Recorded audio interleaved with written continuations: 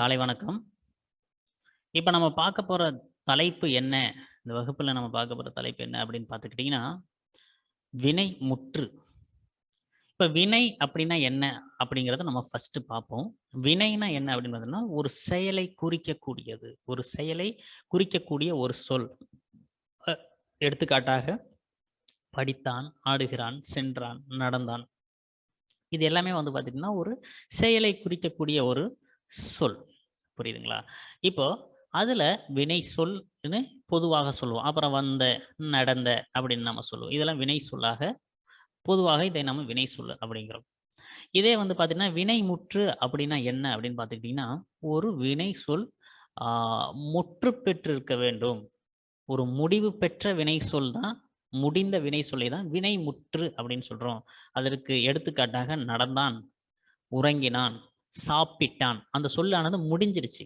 இதை முற்று பெறாத வினை சொல் அப்படின்னா எதுன்னா நடந்த, சென்ற, படுத்த அப்படிங்கிற சொல் அப்படிங்கிற சொல் எல்லாமே வந்து பார்த்தீங்கன்னா, முடிவு பெறாத வினை சொல்லாக இது இருக்கிறது. இப்ப நம்ம பார்க்க போறது என்ன பார்த்துட்டீங்கன்னா, வினைமுற்று அப்படிங்கிறத பத்தி தான் இப்ப நம்ம பார்க்க போறோம். வாங்க இந்த வீடியோவின் மூலமாக நாம இப்ப பார்க்கலாம்.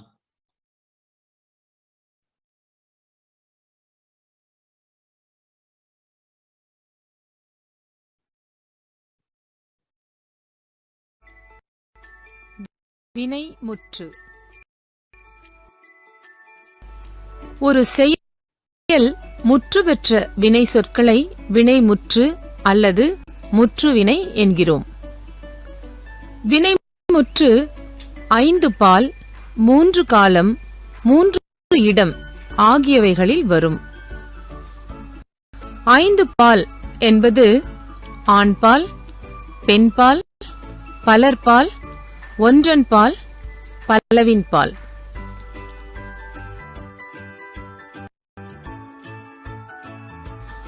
3 காலம் என்பது இறந்த காலம், நிகழ்காலம், எதிர்காலம்.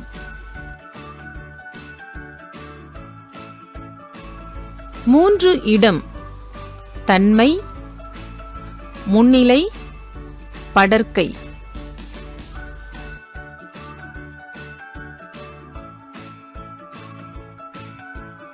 வினைமுற்று 2 வகைப்படும். அவை தெரிநிலை வினைமுற்று, குறிப்பு வினைமுற்று. தெரிநிலை வினைமுற்று ஒரு செயல் நடைபெறுவதற்கு முதன்மையானவை 6: செய்பவர், கருவி, நிலம், செயல், காலம், செய்பொருள்.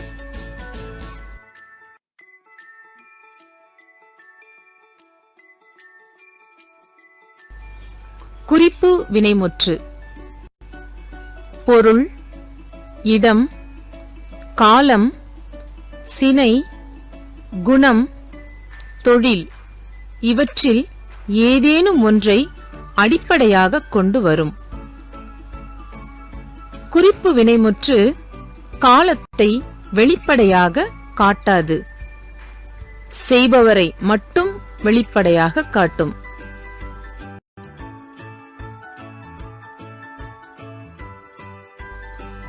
தெரிநிலை குறிப்பு வினைமுற்றுக்கள் அன்றி ஏவல் வினைமுற்று, வியங்கோள் வினைமுற்று என பிற வகை வினைமுற்றுகளும் உண்டு. ஏவல் வினைமுற்று. ஏவல் என்பது கட்டளையை குறிக்கிறது. ஒரு செயலை செய்யுமாறு ஏவும் வினைமுற்று ஏவல் வினைமுற்று. எடுத்துக்காட்டு: திருக்குறளை படி, பள்ளிக்கு போ. ஏவல் வினைமுற்று ஒருமையில் கூறும்பொழுது படி என்றும், பன்மையில் படியுங்கள் என்றும் வரும். வியங்கோள் வினைமுற்று வாழ்த்துதல், வைதல், விதித்தல், வேண்டல் ஆகிய பொருள்களில் வரும்.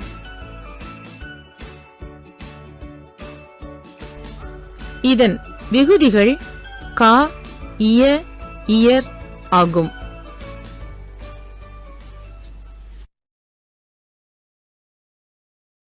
இதை பார்த்துருப்போம்னு நான் நினைக்கிறேன். இது எல்லாருக்கும் புரிஞ்சிருக்கும். இதனுடைய தொடர்ச்சியை நாம் அடுத்த வகுப்புல பார்க்கலாம். நன்றி, வணக்கம்.